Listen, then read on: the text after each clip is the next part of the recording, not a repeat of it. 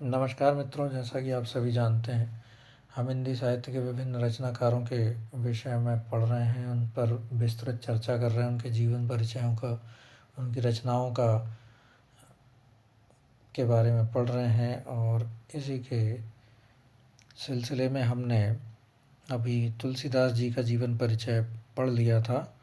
अब हम कबीर दास जी का जीवन परिचय और उनकी रचनाओं का परिचय विस्तृत रूप से जानेंगे, समझेंगे।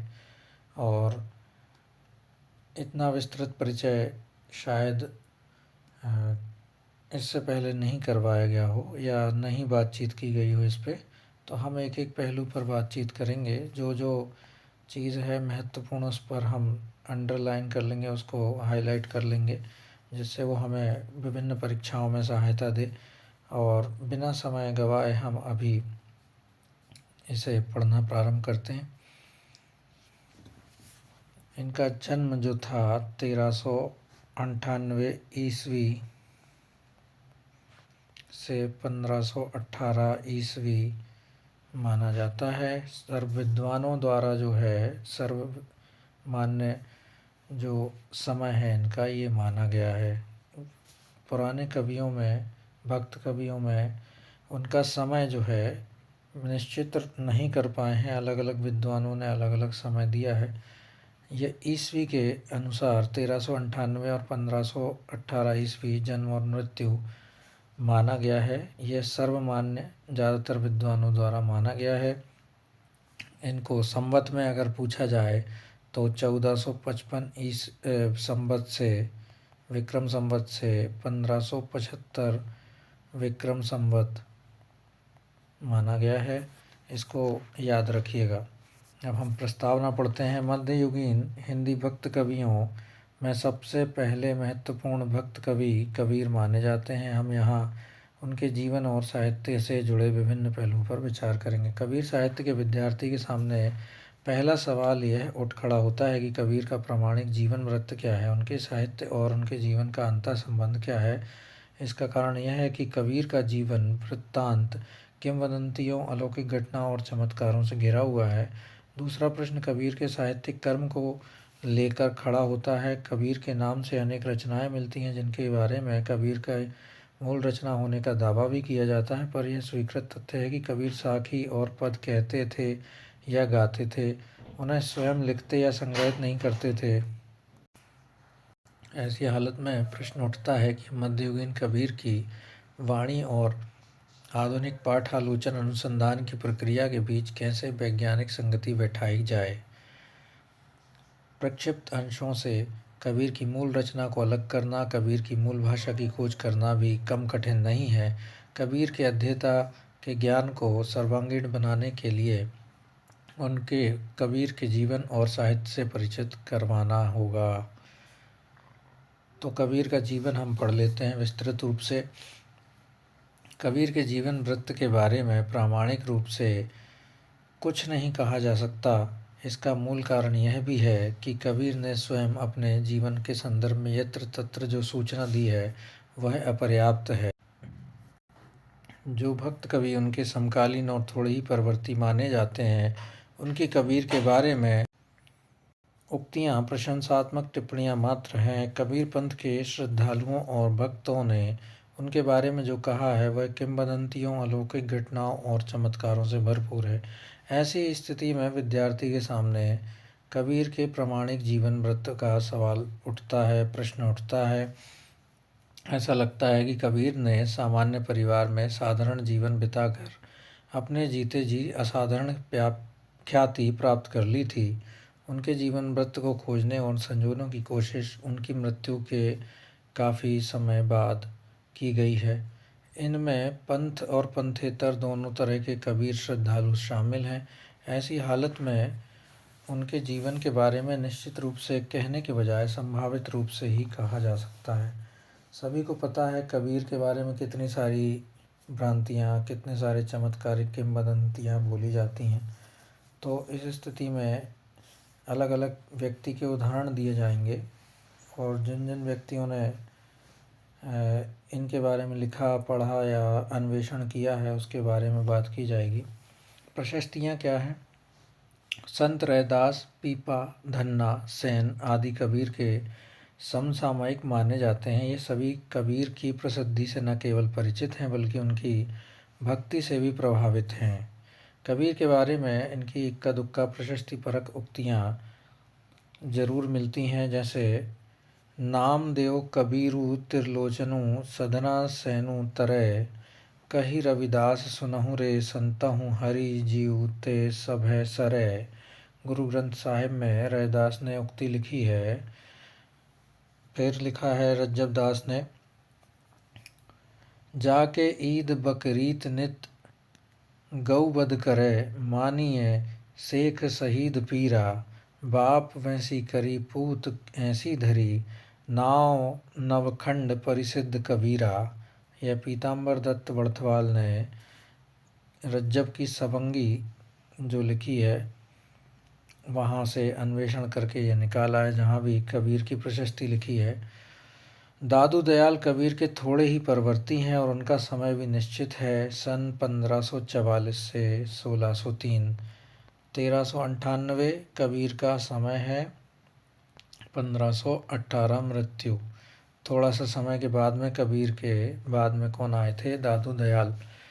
उन्होंने कबीर के अनेक स्थानों पर श्रद्धा से याद किया है। हरि रस लागे नाम दे, पीपा अरु रैदास, पीवत कबीरा नाथ क्या, अजहूँ प्रेम पियास, काशी तजिह मगहर गया, कबीर भरोसे राम, दादू रहणी कबीर की, कठिन विषम यह चाल, साचा सबिद कबीर का, मीठा लागे मोह। ये 3 उक्तियाँ इन्होंने लिखी हैं। दादू पर कबीर के जीवन का और साधना का संबंधी प्रभाव सूचित करती हैं ये पंक्तियाँ। इसके अलावा रज्जब, सुंदरदास, मलूकदास, धर्मदास, हरिदास निरंजनी, बिहार वाले दरिया साहिब, गरीबदास आदि परवर्ती संतों ने कबीर को बड़े आदर के साथ याद किया है और अपना आदर्श भी माना है। सगुण भक्ति परंपरा से संबद्ध नावादास ने कबीर को बड़े आदर से याद किया है। भक्तमाल में अपने एक छप्पे में कबीर के साधना और कबीर कर्म के बारे में उन्होंने कहा है। बहुत प्रमुख पंक्ति है, जिसकी आखिरी पंक्ति पूछी जाती है विभिन्न परीक्षाओं में। पूरा पढ़ते हैं। भक्ति विमुख जो धर्म ताहि अधर्म करी गायो, भक्ति विमुख जो धर्म ताहि अधर्म करी गायो, जोग यज्ञ व्रत दान भजन बिनु तुच्छ दिखायो, हिंदू तुरक प्रमाण रमैनी सबधि साखी, पश्चाताप नहीं बचन सबई के हित की भाखी, आरूढ़ दशा हवै जगत पर मुख देखी नाहिन भनी, कबीर कानी राखी नहीं वर्णाश्रम सट दर्शनी। यह पंक्ति सबसे ज़्यादा पूछी जाती है। कबीर कानी राखी नहीं वर्णाश्रम सट दर्शनी। जन्म तिथि और जन्म स्थान के बारे में भी बात कर लेते हैं।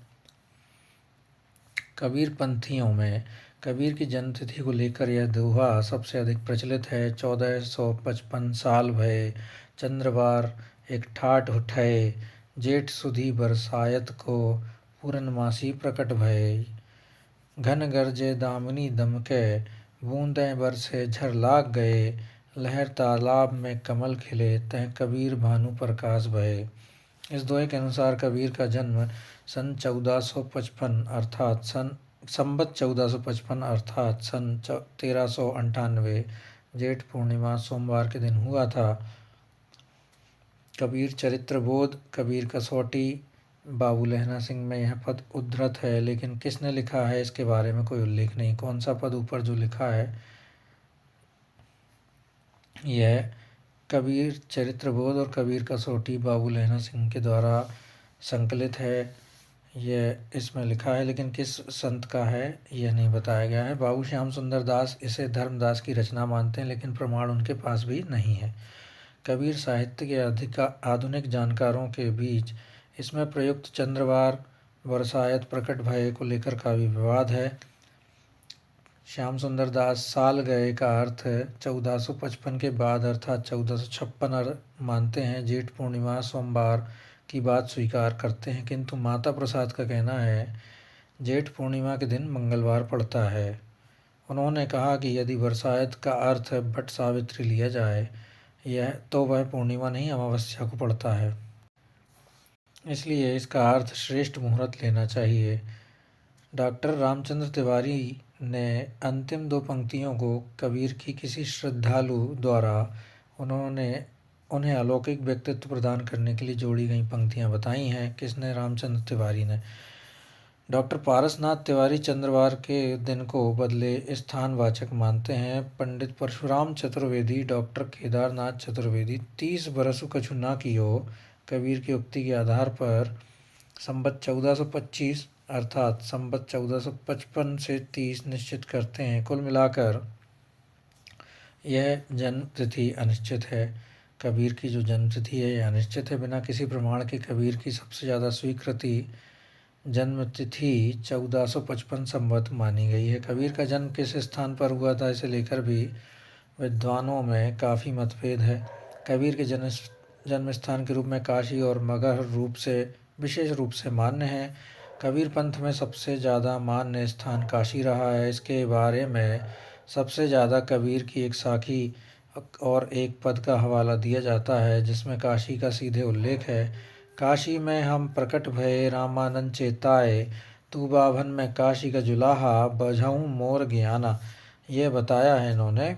जनश्रुतियों भी काशी के पक्ष में है। अनंत दास, रेवरेंड अहमद शाह, अयोध्या सिंह उपाध्याय, हरिओद, श्याम सुंदर दास आदि काशी को ही कबीर का जन्म स्थान मानते हैं। कई विद्वान ऐसे हैं जो काशी के बदले मगहर को कबीर का जन्म स्थान मानते हैं। सबसे पहले पीताम्बर दत्त बड़थवाल ने अपने शोध प्रबंध हिंदी काव्य में निर्गुण संप्रदाय में मगहर की ओर विद्वानों का ध्यान खींचा है। सबसे पहले पीताम्बर दत्त बड़थवाल ने कहा है कि उनका जन्म मगहर माना जाए। उन्होंने गुरु ग्रंथ साहिब के इस पद के आधार पर मगहर का समर्थन किया है।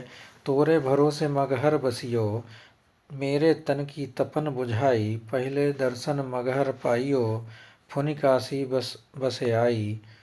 यह उन्होंने माना है। यह गुरु ग्रंथ साहिब में बहुत अच्छा पद है। परिवार और माता पिता के बारे में जान लेते हैं। यदि अंतः साक्ष्य की दृष्टि से विचार करें तो कबीर ने कहीं भी अपने माता और पिता का नाम नहीं लिया है। उन्होंने अपने पदों और साखियों में राम को अपनी माँ हरिजननी में बालिक तोरा, बाप कहे कबीर बाप राम आया, हुरमति राखऊ मेरी, पति दोस्त राजा आदि कहा है। लेकिन यह तो भक्तों का भगवान के प्रति संबंध प्रकट करने का एक प्रचलित मुहावरा है। कबीर ग्रंथावली श्याम सुंदर दास के द्वारा जो संकलित की गई है उसमें पद एक ऐसा दिया गया है जिसमें कबीर ने अपनी माई का नाम उल्लेख किया है। मुसी मुसी रोवे कबीर की माई।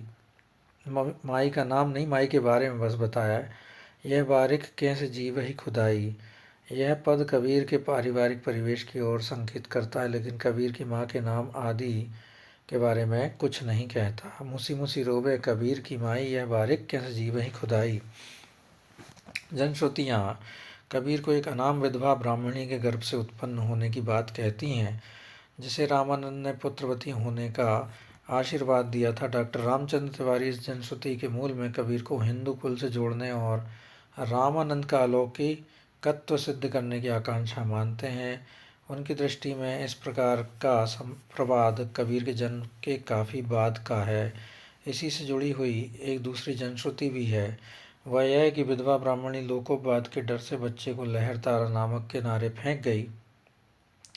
लहर तारा नामक तालाब के किनारे फेंक आई और वहाँ से गुजरने वाले नीरू नीमा दंपत्ति ने उसे उठा लिया, पाला पोसा और बड़ा किया। रज्जब की सर्वांगी में पीपा की एक उक्ति जिसका उल्लेख ऊपर किया जा चुका है उद्धृत करते हुए बड़थवाल ने कहा है कि कबीर नीरू नीमा के सिर्फ पालित पोषित पुत्र नहीं बल्कि उनके असली पुत्र हैं। हालांकि पंडित रामचंद्र शुक्ल, पंडित हजारी प्रसाद द्विवेदी आदि उन्हें जनश्रुति का अनुकरण करते हुए नीरू नीमा का पोष्य पुत्र ही मानते हैं। नाम, कुल, जाति और पेशा क्या था? नाम का संबंध धर्म और संस्कृति से होता है। मध्यकाल में सामान्यतः हिंदू और मुसलमानों के नाम अपने अपने धर्म और संस्कृति के अनुरूप रखे जाते थे। आज भी कमोवेश यही परंपरा है। कबीर नाम मुस्लिम धर्म और संस्कृति से संबद्ध है। कबीर के नामकरण के बारे में भी एक जनश्रुति है। नीरू नीमा लहर तारा के पास मिले बच्चे का नामकरण करने के लिए मौलवी के पास गए। उसमें कुरान खोलकर उसका नाम कबीर रख दिया। कबीर का नाम को लेकर विवाद नहीं है। कबीर के कुल और जाति को लेकर विद्वान एक मत नहीं जान पड़ते। पीताम्बर दत्त वड़थवाल कबीर को जुलाहा कुलोत्पन्न मानते हैं, जबकि द्विवेदी जी, हजारी प्रसाद द्विवेदी जी, सिर्फ उसमें पालित पोषित मानते हैं। पीताम्बर दत्त वड़थवाल जो है ना, उन्होंने वहीं पे पैदा हुआ माना है, नीरू नीमा जी के यहाँ पे, और द्विवेदी जी ने वहाँ पे केवल पालित पोषित माना है। विवाह और पत्नी और संतान क्या है? कबीर पंथी कबीर को जीवन भर अविवाहित लेकिन त्यागी गृहस्थ संत मानते हैं। जनश्रुतियाँ कबीर पंथियों के उलट कहती हैं। वे कबीर के विवाह का न केवल समर्थन करती हैं बल्कि उनके बच्चे बच्ची होने की बात भी करती हैं। जनश्रुति के अनुसार कबीर की पत्नी का नाम लोई था, जो एक बैरागी की पालिता पोषिता पुत्री थी। वह उन्हें गंगा स्नान के समय लोई में लपेटी हुई गंगा में बहती हुई मिली थी। बैरागी ने लोई में लपेटी हुई होने के कारण उसका नाम लोई रख दिया था। मरते समय बाबा के बताए उपाय से लोई को कबीर मिले। वह कबीर से प्रभावित हुई और उन्हीं के साथ रहने लगीं। एक जनश्रुति लोई को कबीर की पत्नी बताती हैं तो दूसरी उनको शिष्या बताती हैं। डॉक्टर मुंशीराम शर्मा और डॉक्टर रामकुमार वर्मा प्रचलित जनश्रुति के एक पक्ष को जोड़ते हुए कबीर की दो पत्नियों होने की बात कहते हैं, मुंशीराम शर्मा और रामकुमार वर्मा। पहली लोई और दूसरी धनिया। जहाँ तक लोई के कबीर की पत्नी होने का प्रश्न है, डॉक्टर पारसनाथ तिवारी, डॉक्टर माता प्रसाद गुप्ता आदि का कबीर के अंतर साक्ष्य के आधार पर एक मत यह है कि यह स्त्री का नाम नहीं है बल्कि लोगों के लिए संबोधन वाचक संज्ञा शब्द मात्र है। क्या लोई? जहाँ तक कबीर की दूसरी पत्नी का प्रश्न है, डॉक्टर रामकुमार वर्मा गुरु ग्रंथ साहिब के दो पदों के आधार पर इसकी स्थापना करते हैं। पद इस प्रकार हैं: मेरी बहू रानी को धनिया नाऊ, ले राखियो राम जनिया नाऊ। दूसरे पद में पंक्तियां इस प्रकार हैं कि पहली कुरूप कुजाति कुलखनी, साहुरे पेय न बुरी, अब की स्वरूपी सुजानी सुलखनी, सहजे उदरी धरी, भली सरी मेरी पहली बरी, जुगु जी बहु मेरी अब की धरी। यह कबीर का आत्मकथ्य है। सहजई सहजई सब गए, सुत बित कामणि काम, एक में भय मिली रहा दास कबीरा राम। यह कबीर का आत्मकथ्य है, पर इसे यथार्थ माना जाए या मात्र भक्ति का मुहावरा, इसे यदि यथार्थ रूप में ग्रहण किया जाए तो कबीर की पत्नी और पुत्र का समर्थन होता है। जनश्रुति तो कबीर के एक पुत्र कमाल और पुत्री कमाली की बात कहती हैं। गुरु ग्रंथ साहिब में कमाल के विषय में एक सलोग भी या श्लोक भी मिलता है। बूढ़ा वंश कबीर का, उपजियो पूत कमालू, हरि का सिमरन छाण के घर ले आया मालू। शिक्षा दीक्षा और शिष्य परंपरा कैसी रही कबीर जी के यहाँ पे? कबीर के जीवन में ये संदर्भ भी स्पष्ट नहीं है। मान्यता यह है कि कबीर अनपढ़ थे, वे बहुश्रुत थे, उन्होंने संगति से ज्ञान अर्जन किया था। शिक्षा और ज्ञान अर्जन दो ही परंपरा रही हैं। एक श्रुति शिक्षा विज्ञान की परंपरा, दूसरी पुस्तकीय ज्ञान शिक्षा की परंपरा। कबीर के अंतर साक्ष्य से स्पष्ट है कि वे पुस्तकीय और शिक्षा और विद्या को व्यर्थ मानते थे। पोथी पढ़ी पढ़ी जगमुआ, पंडित भयानक कोय, तू कहता है कागज लेखी, हों कहता हूँ आँखन देखी। उनके प्रसिद्ध कथन इसके प्रमाण हैं। कबीर पंथ में कबीर का महत्व पोथी ज्ञान और लेखन के कारण नहीं बल्कि मुख वचन और शब्द साधना के कारण होता है। इसके प्रमाण में साखी में बहुप्रचलित दोहा जो है ये है: मसी कागद छुयो नहीं, कलम गयो नहीं हाथ, चारों जुग को महात्मा, कबीर मुखई जनाई बात। सुनने, श्रुत की और मौखिक मुख वचन परंपरा लिखने की परंपरा से बहुत पुरानी है। साधना के क्षेत्र में भी ये दोनों परंपराएं थीं। दीक्षा और मंत्र दोनों के यहाँ मौखिक ही हैं, लेकिन इसके बाद एक परंपरा शास्त्र से चिपक जाती है और दूसरी गुरु वचन को अपना प्रमाण मानती है। कबीर की शिक्षा दीक्षा दूसरी परंपरा में हुई। वे शास्त्र को नहीं, सदगुरु के शब्द को ही सबसे बड़ा प्रमाण मानते हैं। डॉक्टर माता प्रसाद गुप्त इसी पक्ष और परंपरा में कबीर को रखकर देखते हैं। डॉक्टर गुप्त का कहना है कि संत संप्रदायों में वाणी संग्रहों की एक परंपरा मिलती है।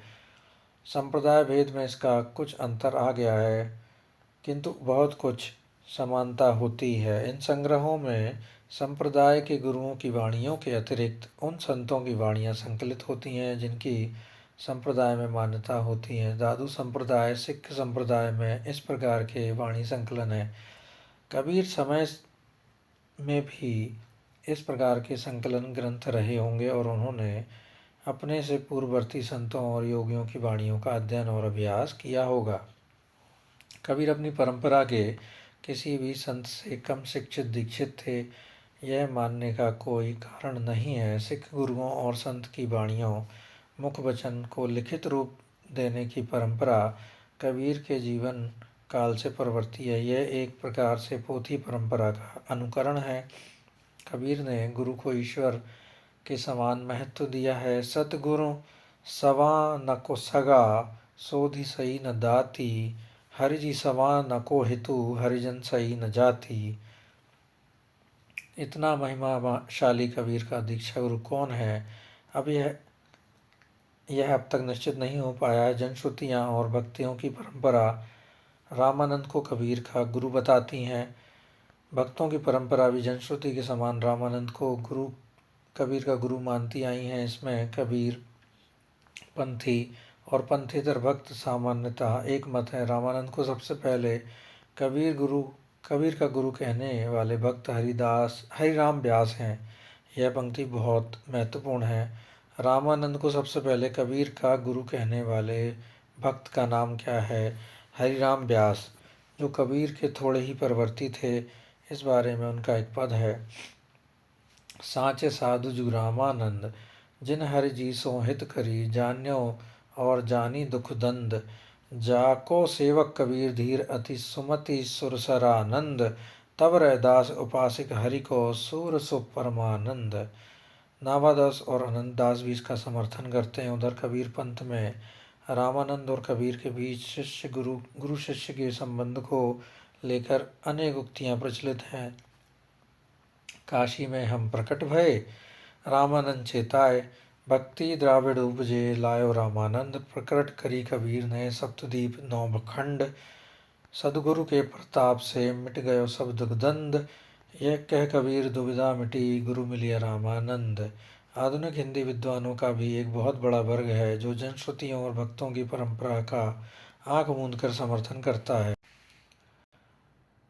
श्याम सुंदर दास, डॉक्टर पीताम्बर दत्त बड़थवाल, पंडित रामचंद्र शुक्ल, पंडित हजारी प्रसाद द्विवेदी से लेकर डॉक्टर सुखदेव सिंह तक रामानंद को ही कबीर का गुरु मानने के पक्ष में है। डॉक्टर सुखदेव सिंह तो कबीर बीजक से एक अंतर साक्ष्य भी प्रस्तुत करते हैं। आपन आस किए बहुतेरा, काहू न मर्म पावल हरिकेरा, इंद्री कहाँ करे विश्राम, सो कह गए जी कहते राम, सो कह गए जो होत सयाना, होए मृतक वह पदई समाना, राम आनंद राम रस माते, कहे कबीर हम कही कही थाके। कबीर गुरु को सबसे ज़्यादा महत्व देते हैं। हो सकता है कोई उनका दीक्षा गुरु भी रहा हो, पर कबीर ने अपनी रचनाओं में किसी गुरु का नाम नहीं लिया। अंतः साक्ष्य में वे अपने आत्मज्ञान और आत्मग्राम को गुरु कहते हैं। एक परंपरा बुद्ध महावीर आदि की आत्मदीपोभव की है। कबीर इसी परंपरा के जान पड़ते हैं। कबीर ने किसी को अपना शिष्य बनाया था या नहीं, अंतः साक्ष्य इसकी कोई सूचना नहीं मिलती। दादूपंथी राघव दास ने अपने भक्तमाल में कबीर के 9 शिष्यों कमाल कमाली, पद्मनाभ, राम कृपाल, नीर, धीर, ज्ञानी, धर्मदास, हरदास का उल्लेख किया है। कबीर पंथ में वीर सिंह, बिजली, सूरत गोपाल, धर्मदास, तत्वा, जीवा, जागूदास, भागुदास, मलूकदास, गरीबदास आदि कबीर के मुख्य शिष्य माने जाते हैं। मृत्यु स्थान और उसके संबंध में जो घटनाएं हैं वो भी देख लेते हैं। कबीर की जन्मतिथि के समान उनकी मृत्यु तिथि भी विवाद के घेरे में है। कबीर पंथ में प्रचलित विद्वानों की स्वीकृत तिथि संवत 1555 है। इसका आधार यह दोहा है। संवत 1575 है, माफ़ कीजिएगा, संवत 1575 किया मघर को गौन, माघ सुदी एकादशी रलो पवन में पौन। इसके अलावा कबीर की मृत्यु तिथि के रूप में 1569, 1549, 1505 भी प्रचलित है। अतः साक्ष्य की दृष्टि से कबीर ने अपने पूर्ववर्ती भक्त नामदेव का नाम बड़े आदर से लिया है। अंतः साक्ष्य की दृष्टि से कबीर ने अपने पूर्ववर्ती भक्त नामदेव का नाम बड़े आदर से लिया है और उनका समय 13 से 14वीं शताब्दी है। दूसरी बात, कबीर के यहाँ मुगल शब्द नहीं मिलता। मुगल बादशाह बाबर के भारत आक्रमण की तिथि निश्चित है। अतः कबीर का जीवन 14वीं शताब्दी के उत्तरार्ध के बाद और 16वीं शताब्दी के पूर्वार्ध के पहले के बीच ही बीता होगा। उनके मृत्यु स्थान के रूप में मगहर सबसे अधिक स्वीकृत है। सभी को पता है मगहर गए थे अपना शरीर त्यागने वो। कबीर का साहित्य क्या है? कबीर के प्रामाणिक साहित्य की खोज क्या है? उनकी संख्या का निर्धारण, उनके पाठों का चयन और शुद्धता निर्धारण का आसान काम नहीं है। कबीर पंथ में यह मान्यता प्रचलित है कि सद्गुरु कबीर साहिब की वाणी की कोई सीमा नहीं है। जेते पत्र बनस्पति ओ गंगा के नयन, पंडित विचारा क्या कहे कबीर मुख बैन। कबीरदास का यह अंतः साक्ष्य मसी कागज छुयो नहीं इस बात का प्रमाण है कि उन्होंने जो कुछ कहा था वो मौखिक ही था। इस बात से सभी विद्वान सहमत हैं। कबीर वाणी को लिखित रूप उनके पंथ और पंथेतर श्रद्धालुओं ने दिया होगा, किंतु उनमें कितना कबीर का अपना है और कितना श्रद्धालुओं का अपनी ओर से कबीर नाम से जोड़ा हुआ, दोनों का अलगाना बहुत मुश्किल है। कबीर साहित्य की संख्या क्या है? कबीर साहित्य की सिलसिले में पहली समस्या यही उठती है कि उनके मूल साहित्य की संख्या कितनी है। कबीर साहित्य की व्यवस्थित खोजबीन और संख्या निर्धारण का पहला प्रयास G.H. वेस्टकॉट ने अपनी पुस्तक कबीर एंड कबीरपंथ, कबीर और कबीरपंथ में 1907 में किया है। G.H. वेस्टकॉट बहुत महत्वपूर्ण प्रश्न बन सकता है आगे आने वाले समय में आपकी परीक्षाओं में पूछने पर। वो बहुत गहराई से पूछ लेते हैं, खासकर UGC नेट में, कि किसने सबसे पहले प्रयास किया था। कबीर और कबीरपंथ क्या किसने लिखी है? 1907 उसका समय है। G.H. वेस्टकॉट, उन्होंने कबीर के 82 ग्रंथों की सूची दी है। इसके बाद मिश्र बंधुओं ने हिंदी नवरत्न 1910 में 75, मिश्र बंधु विनोद सन 1929 के तीसरे संस्करण में 84 और डॉक्टर राम कुमार वर्मा ने संत कबीर 1943 में जो पुस्तक थी उसमें 86 ग्रंथों की सूची दी है। नागरी प्रचारणी सभा के 1943 से 1955 के खोज विवरणों में यह संख्या 130 से 158 तक पहुंच गई। इनके बारे में विद्वानों की राय यह है कि एक ही रचना के कई संस्करणों के नाम गिना दिए गए हैं। कई रचनाएं तो जाली और परवर्ती हैं, जैसे अनुराग सागर और कबीर मंसूर आदि। इनमें जिन विचारों का प्रतिपादन है वे कबीर के क्रांतिकारी बाह्य आडंबर विरोधी विचारों से मेल नहीं खाती। गोष्ठी के संबंधित सभी रचनाएं कबीरपंथियों की सांप्रदायिक श्रेष्ठता बोध की उपज हैं और ये सभी कबीर के बहुत बाद की हैं। डॉक्टर रामचंद्र तिवारी की इनके बारे में टिप्पणी गौरतलब है। निश्चित है कि यह सारा कृतित्व कबीर का नहीं है। यह कबीर और कबीरपंथी संतों की रचनाओं की मिली जुली संख्या है। कबीर वाणी के प्रामाणिक पाठ के प्रयत्न कबीर वाणी के प्रमाणिक पाठ की प्रस्तुति का पहला प्रयास नागरिक प्रचारणी सभा वाराणसी की ओर से हुआ। इस कार्य की जिम्मेदारी पहल अयोध्या सिंह उपाध्याय हरिऔध ने संभाली। तब से लेकर अब तक इस दिशा में प्रयत्न निरंतर जारी हैं। कबीर वाणी के प्रामाणिक और अंतिम पाठ का निश्चय तो अभी तक नहीं हो सका है, लेकिन कुछ विद्वानों की रचनाएं विचार योग्य अवश्य हैं। कबीर वचनावली सन 1916, संपादक अयोध्या सिंह उपाध्याय हरिऔध। अयोध्या सिंह उपाध्याय हरिऔध ने 1916 में कबीर वचनावली का संपादन किया है। यह पंक्ति याद रखिएगा।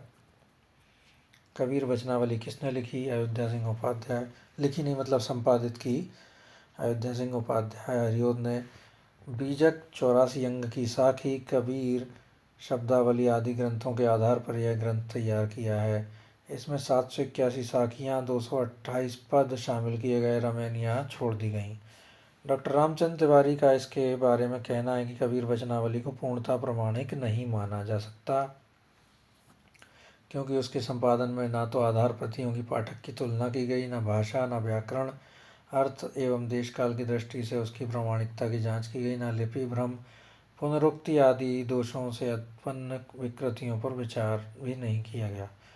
कबीर ग्रंथावली श्याम सुंदर दास ने लिखी थी 1928 में। यह भी लिखा है 1916 में अयोध्या सिंह उपाध्याय हरिऔध, 1907 में G.H. वेस्टकॉट कबीर और कबीर ग्रंथावली रचनावली, और 1916 में हिंदी जो रचनाकार थे हमारे बहुत अच्छे कवि रहे हैं अयोध्या सिंह उपाध्याय हरिऔध, उन्होंने कबीर वचनावली और कबीर ग्रंथावली श्याम सुंदर दास ने संपादित की है। सभी सभा की ओर से कबीर के प्रमाणिक पाठ की प्रस्तुति का दूसरा प्रयास बाबू श्याम सुंदर दास ने किया। सन 1928 में कबीर ग्रंथावली का उन्होंने संपादन किया। उन्होंने 2 प्राचीन हस्त प्रतिलिपियों, पहली संपादक 1561, दूसरी संपादित 1881 के आधार पर संपादन का कार्य संपन्न किया। दोनों में पाठ भेद कम है, लेकिन दूसरी में पहले से दोहों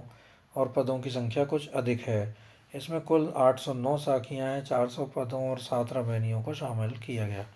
इसकी प्रामाणिकता के बारे में विद्वानों के संदेह का कारण आधारभूत प्रति की पुष्पिका है। उसकी लिखावट शेष ग्रंथ की लिखावट से मोटी और बड़ी भी है। संभव है लिपिकार अपनी लिपि प्राचीन बनाने के लोभ में ऐसा कर बैठा हो।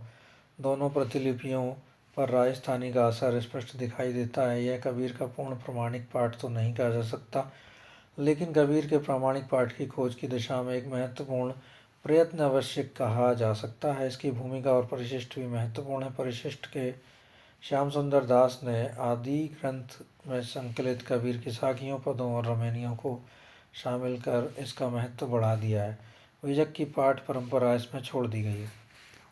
संत कबीर 1943 में राम कुमार वर्मा ने लिखी है, संपादित की है। डॉक्टर वर्मा ने सन 1943 में संत गुरु ग्रंथ साहिब में संकलित कबीर की वाणी पर संत कबीर नाम से एक स्वतंत्र पुस्तक संपादित की। उन्होंने कबीर वाणी पर अपनी पुस्तक से पूर्व प्रकाशित 6 ग्रंथों संत वाणी संग्रह 1905, बेलवेडियर प्रेस इलाहाबाद, बीजक श्री कबीर साहब 1905, साधु पूरन दास, सत्य कबीर की साखी वेंकटेश्वर प्रेस बम्बई, कबीर ग्रंथावली श्याम सुंदर दास, बीजक मूल कबीर चौरा बनारस, सतगुरु कबीर साहिब की साखी सन 1935, सयाजी बाग बड़ौदा की प्रामाणिकता को संदेहास्पद मानते हुए गुरु ग्रंथ साहिब के पाठ को सर्वाधिक प्रामाणिक और विश्वसनीय माना है। सिखों के 5वें गुरु अर्जुन देव द्वारा 1604 में संकलित और उनका सबसे पूज्य ग्रंथ होने के कारण वे इसका पाठ अविकृत मानते हैं। कबीर की भाषा का मूल रूप पूर्वी मानते हुए उन्होंने कबीर वाणी के ग्रंथ साहिब वाले पाठ पर यत्र तत्र पंजाबी भाषा का प्रभाव स्वीकारा है। इसमें 243 सलोग, साखियाँ भी कहते हैं, 228 शब्द संकलित हैं। पद डॉक्टर रामचंद्र तिवारी का इस संकलन के विषय में कहना है कि अत्यंत सतर्कता और सावधानी के बाद कुछ श्लोक नामदेव और रविदास के आ गए हैं। दूसरी बात, कबीर और अर्जुन देव के संकलन के समय बीच जो फासला है उसमें प्रक्षेप की संभावना से इनकार नहीं किया जा सकता। ऐतिहासिक महत्व रखते हुए भी संत कबीर का पूर्ण प्रामाणिक और निर्दोष पाठ नहीं है। कबीर बानी अली सरदार जाफरी इसके संपादक थे। हजारी प्रसाद द्विवेदी ने अपनी कबीर पुस्तक 1942 के परिशिष्ट 2 में कबीर बानी का संकलन किया था। इसके आरंभ में 100 पद क्षिति मोहन सेन के संग्रह से रविन्द्रनाथ ठाकुर द्वारा अंग्रेजी में अनुदित लिए गए हैं। शेष 156 वे हैं जिनके आधार पर उन्होंने कबीर के सिद्धांतों का प्रतिपादन समर्थन किया है। अली सरदार जाफरी ने यद्यपि आचार्य द्विवेदी का नाम नहीं लिखा है। उनकी कबीर वाणी से 128 पदों का संकलन सन 1965 में तैयार किया गया। हिंदुस्तानी बुक ट्रस्ट बम्बई ने इसे छपवाया। इसे तैयार करने के पीछे उनकी मंशा थी कि कबीर की मुकम्मल तस्वीर पेश करना। अब कबीर ग्रंथावली की बात कर लेते हैं। डॉक्टर पारसनाथ तिवारी संपादक थे इसके। भारतीय हिंदी परिषद इलाहाबाद विश्वविद्यालय की ओर से सन 1961 में डॉक्टर पारसनाथ तिवारी ने नए सिरे से कबीर ग्रंथावली का संपादित करते हुए प्रकाशन करवाया। उनके शोध निर्देशक डॉक्टर माता प्रसाद गुप्त इस विषय में कहना है कि कबीर की रचनाओं के अनेक पाठ मिलते हैं और इनमें एक दूसरे में भिन्नता भी बहुत है। इन सभी पाठों को इकट्ठा करके उनके समालोचनात्मक अध्ययन और उपयोग का एकमात्र प्रयास प्रयाग विश्वविद्यालय के हिंदी विभाग के प्राध्यापक डॉक्टर पारसनाथ तिवारी ने किया है। डॉक्टर तिवारी ने निर्गुणिया संतों की 9 शाखाओं की 17 प्रतियां, दादूपंथी शाखा की 5, निरंजनी शाखा की 1, आदि ग्रंथ की 1, बीजक की 2, शब्दावली की 2 और साखियों की 3, सर्वंगी की 1, गुण गणनामा की 1 और आचार्य क्षिति मोहन सेन की 1 का विशद और गंभीर तुलनात्मक विश्लेषण करते हुए कबीर वाणी का सबसे प्राचीन और प्रमाणिक शुद्ध पाठ निश्चित करने की कोशिश की है। कबीर के नाम से मिलने वाली 4500 साखियाँ, लगभग 1600 पदों और 134 रमैनियों का तुलनात्मक अध्ययन करने के पश्चात उन्होंने निष्कर्ष निकाला कि 200 पद या शब्द, 20 रमैनियाँ, 134 रमीनी और 744 साखियाँ प्रामाणिक रूप से कबीर की सिद्ध होती हैं। कबीर ग्रंथावली माता प्रसाद गुप्त ने भी संपादित की है। पारसनाथ तिवारी के समुच्चयों का पुनर्विचार करते हुए डॉक्टर माता प्रसाद गुप्त ने कबीर ग्रंथावली का अपना पाठ तैयार किया है। फिर कबीर बीजक डॉक्टर सुखदेव सिंह ने विद्वानों का एक वर्ग वेस्टकॉट, हरिओद, डॉक्टर बड़थवाल, पंडित हजारी प्रसाद द्विवेदी कबीर वाणी का सबसे पुराना प्रामाणिक रूप बीजक को मानता रहा है। उससे प्रेरित होकर कबीर की मूल भाषा पूर्वी मानकर आधुनिक वैज्ञानिकों पाठानुसंधान प्रक्रिया अपनाते हुए डॉक्टर सुखदेव सिंह ने बीजक को अपने विभिन्न संस्करणों के 4 समुच्चयों दानापुर, फतुआ, भागाताही आ, भगताही बा का गहन तुलनात्मक विश्लेषण कर छानबीन की है और इस निष्कर्ष पर पहुँचे हैं कि चारों समुच्चयों के रूपांतरों में भगताही आ समुच्चय प्राचीनतर और सुरक्षित रूपांतर जान पड़ता है। इतना डिटेल में नहीं पढ़ने की आवश्यकता है। कबीर वाङ्मय खंड 1 रमैनी 1974, खंड 2 शबद 1981, खंड 3 साखी 1976। डॉक्टर जयदेव सिंह वासुदेव सिंह कबीर वाङ्मय को 3 खंडों रमैनी शबद साखी में संपादित और प्रकाशित। डॉक्टर जयदेव सिंह और डॉक्टर वासुदेव ने इसका संपादन किया है। उन्होंने अपने संपादकीय प्रयोजन को स्पष्ट करते हुए कहा कि उनकी अर्थात कबीर की वाणी का मुख्यतः 2 क्षेत्रों में काम हुआ है, एक साहित्यिक विद्वानों द्वारा और दूसरा कबीरपंथियों द्वारा। किन्होंने कहा है? जयदेव सिंह, डॉक्टर जयदेव सिंह और डॉक्टर वासुदेव सिंह ने। उनके अनुसार उन्होंने कहा है कि दो प्रकार के समूहों ने, समुच्चयों ने संपादन करने का प्रयास किया है। एक तो साहित्यिक विद्वान और दूसरा कबीरपंथियों के द्वारा। सुखदेव सिंह के द्वारा पाठ निर्धारण और प्रामाणिकता संबंधित कार्य किए गए हैं और जो कि अधिक वैज्ञानिक और सुसंगत हैं सुखदेव सिंह के द्वारा, किंतु इनमें ऐसा कोई ग्रंथ नहीं जो कबीर के समग्र साहित्य को एक साथ उपलब्ध कराता हो। यदि ग्रंथावली नाम से प्रकाशित ग्रंथों में साखियों और पदों का महत्व दिया जाए तो बीजक में रमैनियों की प्राचीनता, प्रामाणिकता सिद्ध की गई है। साहित्यिक विद्वानों द्वारा कबीर ग्रंथावली को अपनाए जाने का परिणाम यह हुआ है कि हिंदी के छात्रों का अध्ययन साखियों, पदों तक ही सीमित रह गया। वे प्रायः रमैनियों से अपरिचित ही रह गए, जबकि कबीर के विद्यार्थी के रूप में के लिए रमैनी की जानना बहुत आवश्यक है। अतएव एक ऐसे ग्रंथ की नितांत आवश्यकता थी जिसमें कबीर का संपूर्ण साहित्य विस्तृत व्याख्या सहित उपलब्ध हो। प्रस्तुत ग्रंथ इसी दिशा में किए गए प्रयत्न का परिणाम है। डॉक्टर जयदेव सिंह ने कबीर ग्रंथावली और बीजक के बीच का रास्ता निकाला है। पहले खंड में उन्होंने 84 रमैनियाँ, दूसरे खंड में 350 350 शब्द शब्द, परिशिष्ट एक में कबीर बीजक के अन्य काव्य रूप और तीसरे खंड में 809 साखियाँ हैं, इनको रखा है। ग्रंथावलियों और बीजक के बाद यह संपादन होने के कारण उनमें जो भाषा संबंधी अशुद्धियाँ रह गईं उन्हें ठीक करते हुए अपेक्षाकृत अधिक प्रमाणिक पाठ देने का प्रयास किया है। भाषा शुद्धि पाठ निर्धारण कबीर की भाषा को पूर्वी मानकर किया गया है। इसकी विशेष उपयोगिता भावार्थ बोधनी व्याख्या के कारण है। यद्यपि कबीर के प्रमाणिक पाठ का प्रतिनिधित्व वाङ्मय भी नहीं करता। कबीर वाङ्मय के सभी खंड विश्वविद्यालय प्रकाशन वाराणसी से प्रकाशित हुए हैं। तो मित्रों, ये था कबीर परिचय और कबीर का साहित्य परिचय। किस प्रकार से साहित्य रचा है उन्होंने, कौन कौन से विद्वान ने किस किस सन में कौन कौन सी संपादित कृतियाँ निकाली हैं, यह उनके बारे में लिखा गया है। कबीर वाङ्मय 1974, रमैनी को 1974, सबद को 1981 और 1976 में साखी। कबीर बीजक 1972 डॉक्टर सुखदेव सिंह ने लिखा है, याद रखिएगा।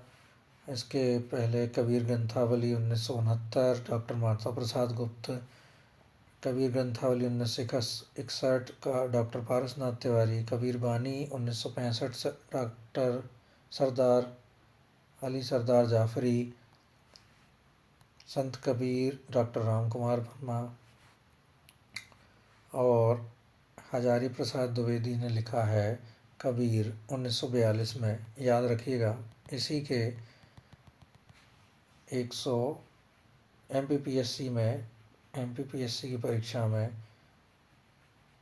160 से 210 तक पद हैं जो कि हजारी प्रसाद द्विवेदी द्वारा कबीर संपादित जो की गई है सन 1942, ये याद करिएगा। और इससे पहले संत कबीर लिखा है डॉक्टर राम कुमार वर्मा ने 1943 में। कबीर ग्रंथावली 1928 में श्याम सुंदर दास, कबीर वचनावली अयोध्या सिंह उपाध्याय हरिऔध। जे.एच. वेस्टकॉट ने 1907 में सबसे पहले प्रयास किया था कबीर और कबीरपंथ लिखकर। तो मित्रों, ये थोड़ा विस्तृत वीडियो था, लेकिन यह बहुत ज़रूरी है। एक शोधार्थी के रूप में अगर आप कभी काम करें तो यह वीडियो आपके साथ में आपको बहुत सहायता कर सकता है। और अभी तक अगर आप बने हुए हैं इस वीडियो में तो बहुत बहुत धन्यवाद के पात्र हैं। अगला वीडियो हम जल्दी ही प्रस्तुत करेंगे किसी अच्छे रचनाकार के संबंध में। तब तक के लिए धन्यवाद।